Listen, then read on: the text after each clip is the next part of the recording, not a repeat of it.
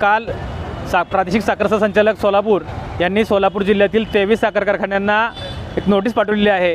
ही notice अशी आहे की ऊस गाळप झाल्यापासून 14 दिवसाच्या आत ऊस बिले देणे बंधनकारक असताना सोलापूर जिल्ह्यातील साखर कारखान्यांनी ऊस गाळप हंगाम सुरू होऊन 2 महिन्यापेक्षा जास्त कालावधी आता होत आलेला आहे, तरीही ऊस उत्पादक शेतकऱ्यांना ऊसाची बिले अदा केलेली नाहीत। 14 दिवसाच्या आत बिले देणे बंधनकारक असताना आपण बिले दिले नाहीत।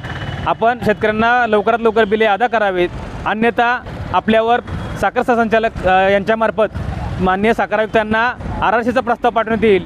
आपण जर ऊस बिले अदा नाही केलीत तर आपल्या कारखान्यावर RRCची कारवाई करण्यात येईल अशी नोटीस पाठवलेली आहे।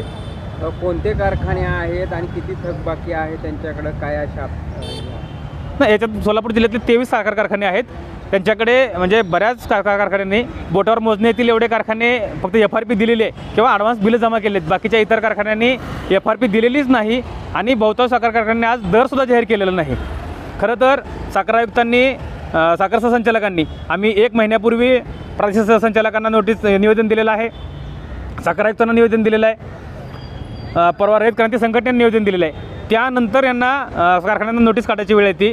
मग जर साखर संचालक किंवा साखर आयुक्तांना यांना नियम माहीत आहे की 14 दिवसाच्या आत बिले नाही दिली तर यांच्यावर RRC कारवाई करण्यात येते।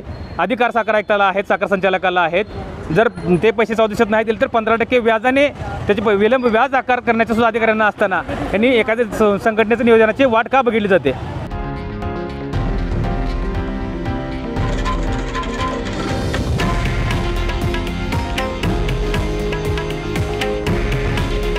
हे आहे देशातील नंबर 1 न्यूज नेटवर्क आणि आपण पाहत आहात TV9 मराठी। काळजी तुमची, हित महाराष्ट्राचं।